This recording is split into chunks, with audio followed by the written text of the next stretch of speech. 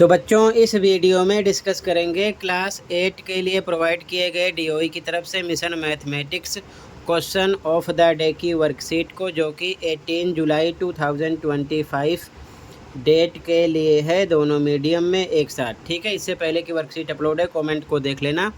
Math की ज़्यादा तैयारी के लिए कमेंट में प्लेलिस्ट की लिंक मिलेगी, तैयार कर सकते हो लास्ट ईयर के सभी assessment, worksheet, mid term paper, annual paper दोनों शिफ्ट के। ओके, साथ में प्रैक्टिस पेपर भी मिल जाएंगे। तो देख लेना सीधा जो क्वेश्चन पर क्वेश्चन है, identify the linear equation among the following. निम्नलिखित में से रैखिक समीकरण पहचानिए। 3 क्वेश्चन है, ठीक है, 1 2 3।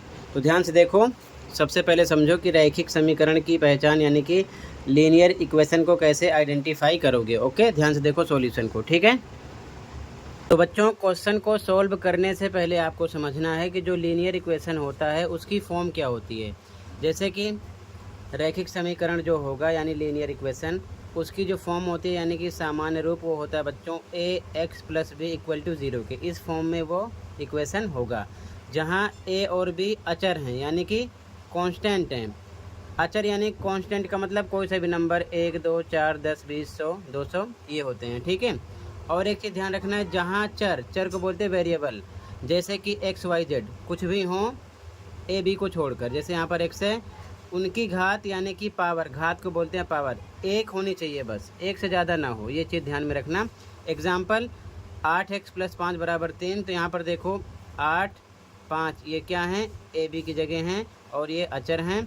और वेरिएबल यानी कि चर जो है यानी x y z, x है, इसकी घात कितनी है, केवल 1 है, ठीक है। इसलिए क्या हो गया, रैखिक समीकरण यानी कि लीनियर इक्वेशन। सेम यहाँ पर भी y इधर भी है, y इधर भी है, लेकिन दोनों तरफ देखोगे तो इसकी जो पावर है बच्चों 1 ही है, यानी कि घात 1 है। इसीलिए ये भी क्या है, लीनियर इक्वेशन है। बस यही चीज़ आपको ध्यान में रखना है, ठीक है। अपने आप सवाल को सोल्व कर लोगे। तो क्वेश्चन पे आ जाओ सीधा। अब क्वेश्चन यहाँ पर लिखा गया है, रैखिक समीकरण कैसे पहचानोगे यानी कि लीनियर इक्वेशन। ध्यान से देखो, सबसे पहले तो ये 3m + 7 और ये ग्रेटर का निशान है फ्रॉम 4, यानी 3m + 7 4 से बड़ा है, ठीक है। तो यहाँ पर इक्वल का निशान नहीं है। इसकी पावर m की पावर 1 तो है, यानी जो वेरिएबल है यानी चर है, इसकी पावर 1 है, लेकिन यहाँ पर ax + b = 0, यहाँ पर इक्वल का निशान होना चाहिए था। इक्वल का निशान नहीं है, इसलिए ये रैखिक समीकरण नहीं है।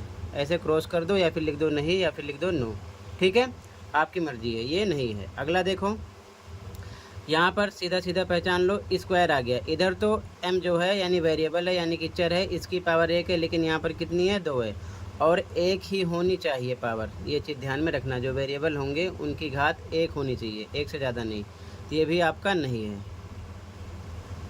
ठीक है। इसके बाद में अगला, इधर देखो y इधर भी है, y इधर भी है, इधर इसकी पावर 1 है और इधर भी इसकी पावर 1 ही है, ठीक है। तो दोनों तरफ सेम है, इसलिए ये है, ये रैखिक समीकरण है। अगर चाहो तो इसको आगे सोल्व करके भी चेक कर सकते हो। सोल्व कैसे करोगे, ध्यान से देखो। सोल्व करोगे तो इस प्रकार से इसे आप सोल्व करके चेक कर सकते हो, ठीक है। जैसे कि ध्यान से देखो, ब्रेकेट तोड़ो, 3 का 2 से होगा 6y हो जाएगा, प्लस 3 का 1 से होगा 3 × 1 = 3 = इधर 9 + 2y हो जाएगा, ठीक है। 6y इधर है, 2y इधर आएगा, माइनस का हो जाएगा, = 9 प्लस 3 इधर आएगा, माइनस का हो जाएगा, क्योंकि नंबर की तरफ जाएगा। इधर माइनस करोगे 4y आएगा, 6y में से 2y जाएगा 4y, = 9 में से 3 जाएगा 6।